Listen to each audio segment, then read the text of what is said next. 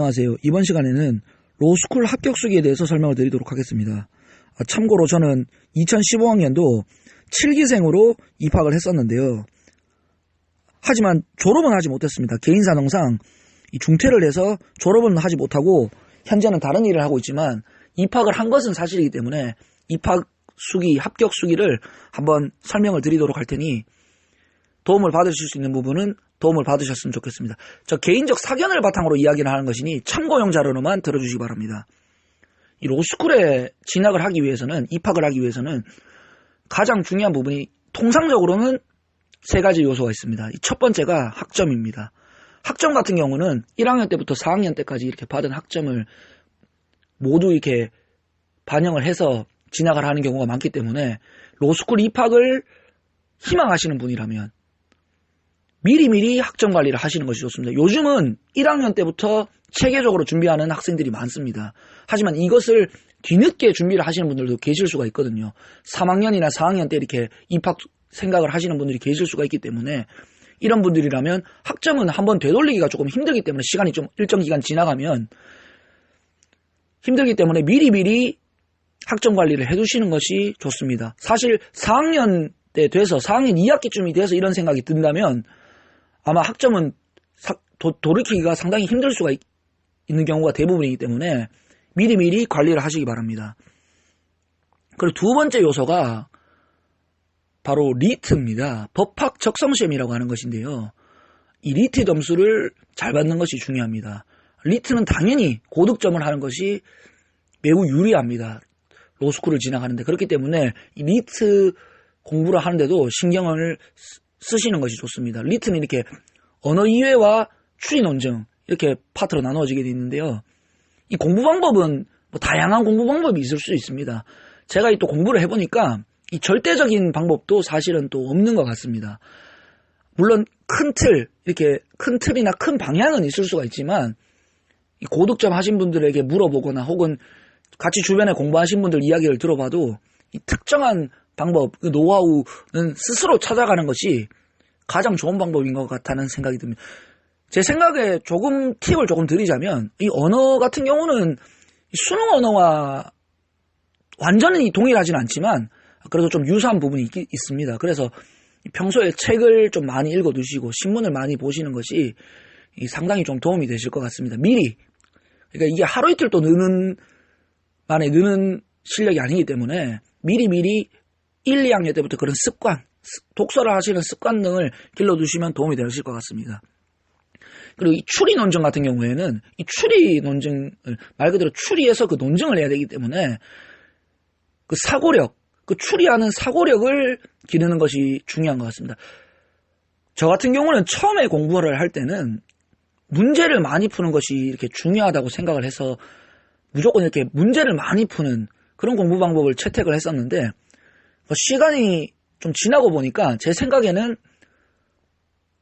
문제는 많이 풀지 못하더라도 물론 궁극적으로 많이 풀면 유리하겠지만 그 문제 양에 집착을 하기보다는 그 사고력, 그 문제를 몇 문제 풀더라도 하루에 4-5문제밖에 풀지 못하더라도 그 사고력을 기르는데 그 훈련을 하시는 것이 더 도움이 되었던 것 같습니다. 그래서 이 언어 이해와 추리 논증은 적당한 이 공부 방법을 찾으셔서 공부를 하시는 것이 도움이 되실 것 같다는 생각이 들고 있습니다.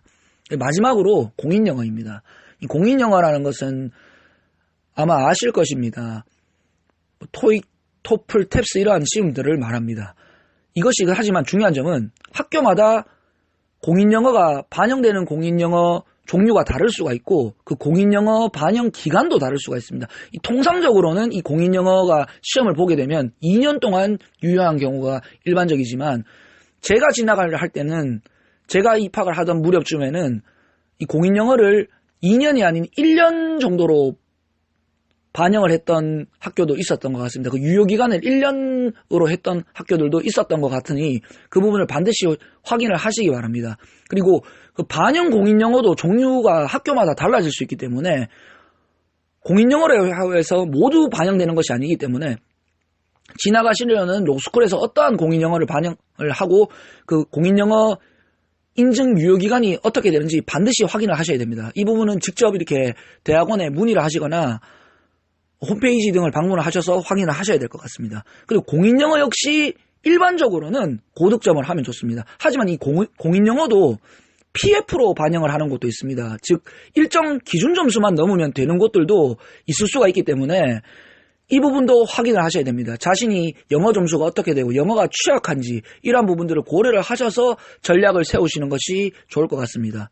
그리고 조금 더 설명을 드리면 이 영어 같은 경우는 아무리 늦어도 2월까지는 끝내두시는 것이 좋습니다.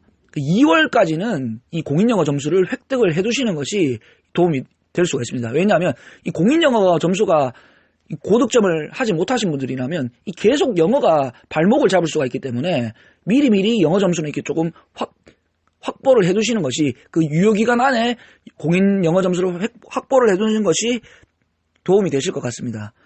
그리고 참고로 조금 더 설명드리면 기타 요소도 반영이 될 수 있습니다. 여기서 말하는 기타 요소란 뭐 전문 자격증이 있다든지 예를 들어서 그 전문 자격증이라면 뭐 변리사나 감정평가사나 이러한 전문 자격과 이런 경력들이 있으신 분들이라든지 의사도 포함이 됩니다. 이러한 전문 자격증들이 있으신 분들이거나 혹은 이 봉사활동 같은 것을 정말 많이 하신 분들도 계시더라고요. 뭐 그러한 분들도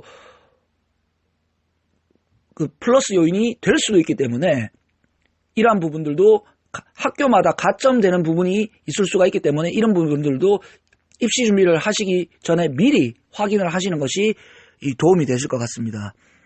그 밖에도 뭐 스터디나 학원 등의 도움을 받으실 수 있다면 그것도 도움을 받으시는 것이 한 방법일 수 있습니다. 그래서 자신의 공부 방법대로 자신의 스타일대로 찾아서 이 공부를 하시는 것이 도움이 되실 것 같습니다. 참고용 자료로만 들어주시고 좋아요와 구독, 알림 버튼 눌러주시면 감사하겠습니다. 고맙습니다.